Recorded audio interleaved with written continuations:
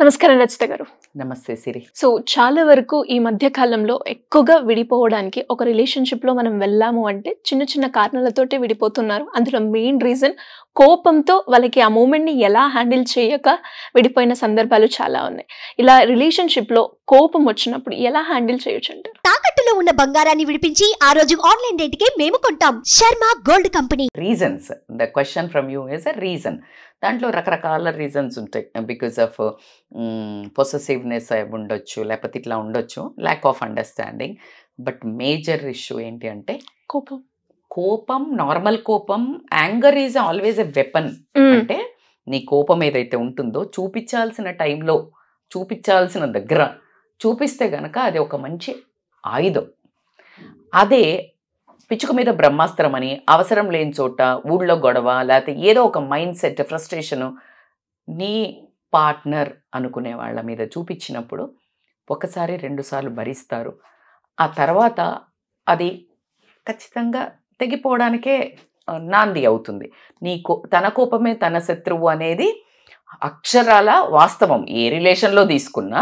కానీ when it comes to మనం మాట్లాడుకునేది, నేను ఒక కేసు చెప్తాను మీకు. బేసికల్గా అంటే మనకి రీసెంట్గా వచ్చిన సైకాలజీలో దాన్ని చెప్తూ దానికి పరిష్కారం కూడా చెప్తాం. సో ఒక అమ్మాయి అప్రోచ్ అవ్వడం జరిగింది. వాళ్ళు 3 years నుంచి లవ్లో ఉన్నారు. 5 years నుంచి లవ్లో ఉన్నారు. ఎంత ఇష్టం అంటే ఒకరికొకరికి విపరీతమైన ప్రేమ, అసలు బాగా చూసుకోవటం, మిగతా అన్నీ అద్భుతంగా నడుస్తాయి.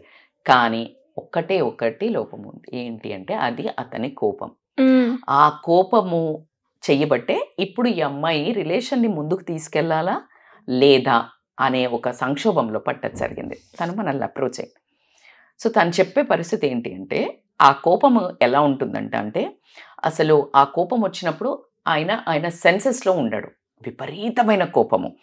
ఆ కోపం వచ్చి రీసెంట్గా వాళ్ళకి ఒక గొడవ జరిగిందంట. ఇంత అగ్రెసివ్ స్టెప్ ఆ అమ్మాయి తీసుకోవడానికి, ఆలోచించడానికి కూడా రీజన్ ఏంటి అంటే, ఆ చిన్న మనస్పర్ధం ఏదైతే వచ్చిందో దానితోటి ఆ అబ్బాయి ఉద్రేకంతో అంటే చేతిలో ఉన్న వస్తువులు విసిరి కొడుతూ, గట్టిగా అరుస్తూ చేయి చేసుకోవడానికి కూడా ముందుకు రావడం జరిగింది. విచ్ ఈస్ వెరీ బ్యాడ్ కదా. అంటే ఎవరి మీద చేయి చేసుకోకూడదు. అలా ప్రేమించే వ్యక్తి మీద, ఒక ఆడదాని మీద చేయి చేసుకున్నవాడు ఇంకా నా ఉద్దేశంలో పశువుతో సమానమని ప్రవక్తలు చెప్పిన మాట ఉంది. అంటే పశువుతో సమానమని. సో అట్లా చేసుకోవడానికి వస్తున్నాడు. సో అది అతనికి తెలీదు. ఎప్పుడు ప్రతిసారి ఇది జరుగుతూనే ఉంటుంది. నువ్వు ఇలా చేస్తే నేను నీతో ఉండను అని ఆవిడ 1,00,000 సార్లు కండిషన్ పెట్టినా కూడా సరే అని చెప్పటం, మళ్ళీ మాట తప్పడం అనేది తంతుగా సాగుతూనే ఉంది ఇన్ని సంవత్సరాల్లో. అలా కాకుండా ఈ అమ్మాయి మీదే కాదు, ఏదో మరి అరుస్తున్నాడా అంటే లేదు, పేరెంట్స్ మీద కూడా వాళ్ళతో పాటు ఎప్పుడైనా ఇలాగ మనస్పర్ధలు వచ్చినట్టు పైన బాల్కనీ నుంచి కానీ, లేకపోతే ఏ చేతిలో ఉంటే ఆ వస్తువులను కిందికి ఇసిరేయటం, పగలగొట్టడం అనేది అతని బిహేవియర్ ఇష్యూ. సో ఇప్పుడు అమ్మాయి క్వశ్చన్ ఏంటి అంటే, నేను ముందుకు వెళ్ళాలా, ఏం చెయ్యాలి? So dilemma. ఎందుకు? విపరీతమైన ప్రేమ ఉంది ఇద్దరి మధ్యలో, చాలా కేరింగ్ ఉంది, చాలా ప్రేమ ఉంది. కానీ ఈ సిచ్యుయేషన్ ఏదైతే ఉందో చాలా వైలెంట్గా జరుగుతుంది. అది నేను చేసుకుంటానా లేదా అనే ఒక సందిగ్ధంలో ఉన్నప్పుడే ఈ బిహేవియర్ ఉంటే, రేపు పొద్దున పెళ్ళి అయిన తర్వాత ఏదైతే వదిలేసిపోతారో అన్న భయం కూడా, అంటే పెళ్ళయ్యాక ఇంకా కొంచెం టాలరెన్స్, సాగదీసుడు ఎక్కువ ఉంటుంది, అంత ఈజీగా వదిలేసిపోరాదు. సో అలా అని ఆ అమ్మాయి క్వశ్చన్. సో సింపుల్, బేసికల్గా ఏంటంటే యాంగర్ మేనేజ్మెంట్ అనేది మళ్ళీ ఇది ఎట్లా ఉంటుందంటే సిరి, జెనెటికల్ ఉంటాయి. అంటే జెనెటికల్ ఉంటుంది, బయాలజికల్ ఇష్యూస్ అంటారు. పెంపకం అంటే వాళ్ళ తండ్రి ఆర్ తల్లి లేదు తాతలు ఎక్కడో ఒక జీడి జెనెటికల్ డిజార్డర్ ఉండొచ్చు. లేదు అంటే చుట్టుపక్కల ఏదైనా పరిస్థితులు అయి ఉండొచ్చు, లేకపోతే వాళ్ళను చాలా దబావు చేసి పెంచి ఉంచవచ్చు. సో ఇప్పుడు ఈమె క్వశ్చన్ చెప్పిన దానికి సొల్యూషన్ చెప్పుకునే ముందు అర్థం చేసుకోవాల్సింది ఏంటి అంటే, ఇతన్ని నువ్వు రియల్గా ప్రేమిస్తున్నావు, నీకు అతని మీద అభిమానం ఉంది, నీకు కంటిన్యూ చేయాలని ఆలోచన ఉంది కాబట్టికే ఇంత దూరం వచ్చావు. అంటే వదులుకోవాలి అనే ఈజీ అయితే లేదు. ఇవాళ రేపు అసలు తుమ్మితే తగ్గితే వదిలేసుకునే వాళ్ళు ఇన్ని ఏళ్ళు ఆ కోపాన్ని భరిస్తూ ఉన్నారు అంటే విపరీతమైన ప్రేమ ఉన్నట్టే ఇద్దరి మధ్యలో. సో కానీ ఈ అమ్మాయిని మరి కలిసి ఉండు అని చెప్పాలి అంటే కూడా ఒక రకమైన భయమే. ఎందుకు అంటే కోపం వచ్చినప్పుడు ఎలా బిహేవ్ చేస్తారో తెలీదు. ఫ్యూచర్ వెళ్ళాక అంటే ఇప్పుడో కలుస్తాము అన్నప్పుడే నువ్వు ఇంత ఉధృతమైన బిహేవియర్, ఇంత వయలెంట్ బిహేవియర్ చూపిస్తుంటే పొద్దున్న లేస్తే ముఖం చూసుకోవాలి. పొద్దున్న లేస్తే నీకు చాలా నచ్చవు సిరి. లవ్ ఈజ్ ఎ డిఫరెంట్, పెళ్ళి ఈజ్ ఎ డిఫరెంట్, అసలు marriage is totally different contrast యార్.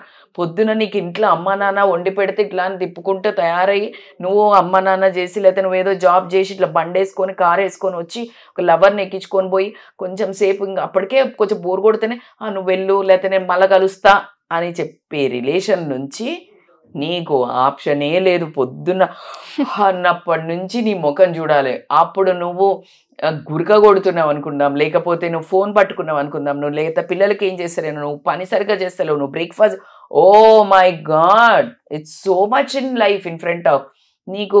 లేకపోతే స్నానం చేసి నీళ్ళు వేసుకునే రావచ్చు, లేకపోతే అన్హైజీన్ ఉండొచ్చు, అంటే లైక్ ఓసిడీలు ఉన్నోళ్ళు. ప్రతి చిన్న దానికి ట్రిగ్గర్ అవుతుంది. సో ఆ పర్సన్కి ఎక్కడ ట్రిగ్గర్ అవుతున్నాయో గమనించాలి. ఆ ట్రిగ్గర్ అయ్యేటి కంట్రోల్ చేయగలుగుతామా గమనించాలి. మేడం నేను ఏమైనా చేస్తా, తన కోపం తగ్గించండి మేడం, తన ప్రేమ ఎంత బాగా అనిపించింది. ఎస్, అప్పుడు నువ్వు అతన్ని కూర్చోబెట్టి you need to talk to that person.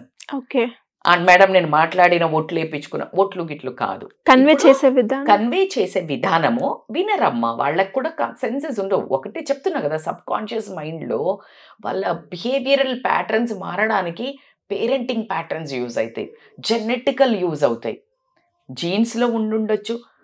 లేదు అంటే ఈ ఏదైతే పాస్ట్లో వాళ్లకు ఏదైనా పేరెంట్స్ దగ్గర నుంచి అయినా బయట స్కూల్లో అయినా టీచరు, ఇప్పుడు ఫర్ ఎగ్జాంపుల్ ఇద్దరు ఉన్నారా పిల్లలు స్టూడెంట్స్, ఇద్దరు అల్లరి చేస్తారు, చాలాసార్లు మిస్ఫైర్ అవుతుంది. టీచర్ వచ్చి అసలు అల్లరి చేసినోడిని కొట్టరు, ఆ పక్కనోడిని కొడతారు. సో కాబట్టికి వీడికి ఒక రకమైన కసి, ఎందుకంటే ఎవరు ననలేకపోయాడు కదా, ఆ టీచర్ ననలేడు. సో ఇలాంటి కసి ఇలాంటి చాలా ప్లే అవుతాయి. సో వీటిని రూట్స్ నుంచి థెరపీస్ తోటి తీయాల్సి ఉంటుంది.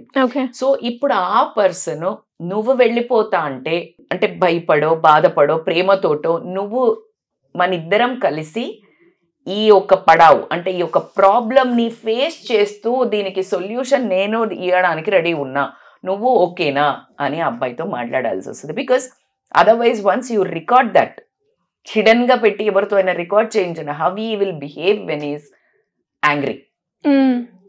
ఎందుకంటే వాళ్ళకు కూడా తెలియకపోతుండొచ్చు, కావాలని పొగరుతో చేసేవాళ్ళు భరిస్తుందిలే అని ఒక రకమైన అగ్రెసివ్నెస్ యాటిట్యూడ్తో ఈగోతో చేసేవాళ్ళు కొంతమంది ఉంటే, ఒకళ్ళు నేను ఇప్పుడు చెప్పిన ప్రాబ్లమ్స్ తోటి రియల్గా వాళ్లకు తెలియకుండా బిహేవ్ చేసేవాళ్ళు కొంతమంది ఉంటారు. చాతగాక అద్దం ముఖం నేలగొట్టే ఆ టైపు కొంత బ్యాచ్ ఉంటారు, ఆ కోపం చూపించేవాళ్ళు. వాళ్ళ దగ్గర ఆన్సర్ లేనప్పుడు కోపం చూపించేవాళ్ళు వేరే ఉంటారు. ఇప్పుడు నీ దగ్గర ఆన్సర్, నువ్వు ఎందుకు ఇలా చేసావు, నువ్వు ఏదైనా తప్పు చేసావు అని అంటే వాళ్ళ దగ్గర ఆన్సర్ ఉండవు. They will raise their voice to make you shut. So కాబట్టి మరి అన్నిసార్లు తప్పు ఉన్నోళ్ళ కాదు. So you have everything in కస్టమైజ్డ్గా ఒక్కొక్కళ్ళ బిహేవియర్ యాటిట్యూడ్స్తో ఉంటుంది. సో అతన్ని కూర్చోబెట్టి మాట్లాడి రిటర్న్లో, because they don't know what they are doing. So నేను ఇవన్నీ చేస్తాను, 1-2 సార్లు నువ్వు ఈరోజు మాట్లాడించగానే ఇవాళ నీకు ఒక ట్రీట్మెంట్ మారరు. It takes time. నీకు ఆ పేషెన్స్ ఉందా, అంత ప్రేమ ఉందా, అది వయలెంట్ ఉంది అంటే that therapy is very much needed and immediate.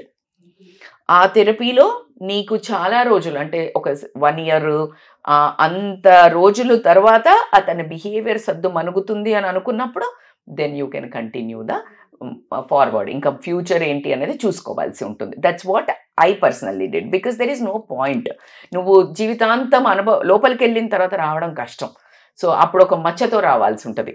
So దాని బదులు నువ్వు వెళ్ళిపోతా అన్న భయం లేకుండా ఇప్పుడే వదులుకోవడానికి సిద్ధంగా ఉన్న వ్యక్తి మన లైఫ్లో ఉన్నా ఒకటే లేకున్నా ఒకటే. నీకు ప్రేమ ఎంత ముఖ్యమో ఎప్పుడు కానీ చూడండి, 90% మంచిగా చేసిన 10% చేయకపోతే నీకేం గుర్తుంటుంది సిరి? 10% గుర్తుంది. అది మన హ్యూమన్ టెండెన్సీ. ట్రూ. సో అతను ఎంత చేసుకున్నా this violent behaviour is very dangerous. రేపు ప్రొద్దున నీ పిల్లలకు ఇంపాక్ట్ పడుతుంది. రేపు పొద్దున మీ ఇద్దరి జీవితాలలో ఏమైనా అతను హామ్ చేసుకోవచ్చు, నీకు హామ్ చేయొచ్చు. If it is peaks above levels, పిల్లల ఫ్యూచర్ అయితే ఎలాగూ ఖరాబ్ అవుతుంది. సో కాబట్టికి దీన్ని ఆలోచించి దీనికి కౌన్సిలింగ్లో ఫస్ట్ స్టెప్స్ ఉంటుంది. They will have a spiritual therapy ఉంటుంది, యాంగర్ మేనేజ్మెంట్ థెరపీ ఉంటుంది. దాని తర్వాత యాంగర్ మేనేజ్మెంట్లో you will have a depending upon the personality, అతని మనస్తత్వము, అతని జాబు, అతని ఫుడ్ హ్యాబిట్స్, వీటన్నిటితోటి థెరపీ ఉండడం జరుగుతుంది యాంగర్ మేనేజ్మెంట్కి. సో కాబట్టి ప్రతి దానికి ఒక సొల్యూషన్ అంటూ ఎప్పుడు when there is a will there is a way. So దాంట్లో ఎటువంటి డౌట్ లేదు, మనసు ఉంటే మార్గం ఉంటుంది. ఎంత నిజమైన స్టేట్మెంటో. ఖచ్చితంగా అతనికి గనక ఈ అమ్మాయి మీద అంతే ప్రేమ ఉంటే గనక ఖచ్చితంగా తీసుకువస్తే ఖచ్చితంగా క్లియర్ రావడం జరిగింది. అండ్ బ్యూటీ ఏంటంటే వాళ్ళు వచ్చిన తర్వాత వాళ్ళకి ఎవరికైతే మనం ట్రీట్మెంట్ చేశామో చాలా మెరుగుపడుతూ ఆ యాంగర్ లెవెల్స్ తగ్గటము, ఆ తర్వాత వాళ్ళ ఫ్యూచర్ రిలేషన్ కొనసాగిస్తాము అని ముందుకు వెళ్ళటం అనేది ఒక మంచి ఎగ్జాంపుల్ నా లైఫ్లో కూడా. ఎందుకంటే యూ ఫీల్ సో గుడ్ కదా, అంతే. బ్రేకప్ అయిన దానికంటే when you make somebody patch up అన్నప్పుడు you will feel so proud and happy. And I very grateful to God that మనం ఆ సెన్స్లో వాళ్ళని ట్రీట్ చేయాలి అని మనకి కోర్సెస్ రావడము ఇలాంటివన్నీ జరగటం కూడా. సో కాబట్టి ప్రతి ఒక్క దానికి పరిష్కారం అయితే ఉంది, నువ్వు చేస్తా అని వచ్చినప్పుడు మాత్రం. ఇలా ఎవరైనా కూడా నా బిహేవియర్లో ఇది లోపం ఉంది, నాకు కోపం ఎక్కువ ఉంది, నేను ఇది తట్టుకోలేకపోతున్నా, యాక్సెప్టెన్స్ లెవెల్స్ నాకు లేవు, ఇలా రకరకాల కండిషన్స్తో ఎవరైనా కూడా ఫ్యామిలీ పరంగా కావచ్చు, రిలేషన్షిప్లో కావచ్చు, మమ్మల్ని అప్రోచ్ అయ్యే ఛాన్స్ ఉంది అంటే ఏ రకంగా అప్రోచ్ అయ్యే ఛాన్స్ ఉంది? ఎస్, కరెక్ట్ క్వశ్చన్ సిరి. ఎమోషన్ హ్యాండ్లింగ్ అంటారు దీన్ని. ఎమోషన్స్ని హ్యాండిల్ చేసుకోవటం. కొంతమందికి ఇట్లా ఏమన్నా అనగానే దుఃఖం కట్టలు తెంపుకొని పోయి కళ్ళు ఎర్రగా ఎవరికి ఏడుస్తుంటారు. అవును, అంటే they can't handle that crying emotion. కొంతమంది అసలు విపరీతంగా నవ్వుతారు చూడు, అసలు పడి గట్టిగా నవ్వుతుంటారు. దే లుక్ సో సింపుల్, ఎంతో స్వీట్, కానీ they can't control that laugh. ఏదైనా కంట్రోల్డ్ మేడం, అది ప్రతిదానికి కంట్రోల్ ఉండాలంటే ఎస్, నవ్వు కంట్రోల్ ఉండమని కాదు. ఇఫ్ ఇట్ ఈస్ రియల్లీ కొంచెం ఎంబారెసింగ్ చేస్తుంది అన్నప్పుడు కంట్రోల్. కోపం వర్ణిస్తా. అండ్ బాధ కూడా, బాధని ఎమోషన్ని హ్యాండిల్ చేసుకోలేదు, దుఃఖాన్ని, then they go for suicides. So this emotional handling is a very very big important course, technique. కష్టమా కానే కాదు, ఎందుకంటే నువ్వు ఎమోషన్స్ని ఏదైతే చేస్తున్నావో దాన్ని చేసుకుంటూ పోతున్నావు రిపీటెడ్గా. సో నువ్వు అట్లా కాదంలోకి పోతున్నావు. ఒక్కసారి నీకు ఒక రోప్ దొరికింది, ఒక నిచ్చెన దొరికింది, you will come out of that. Same exactly ఈ కోపం కూడా when you have that emotional control అనేది కనుక చేసుకోగలిగితే కనుక దానికి నీకు స్వతహాగా లేదు, because of all these past issues. So ఖచ్చితంగా దే విల్ హ్యావ్ ఏ, అంటే ప్రశాంతంగా ఆలోచించుకొని నిర్ణయం ఏంటంటే వాళ్ళు రావడమే. వస్తే కనుక they will have a solution. ఖచ్చితంగా we can deal if they call on a scrolling number. Thank you Rachita గారు, thank you so much. Thank you so much Siri.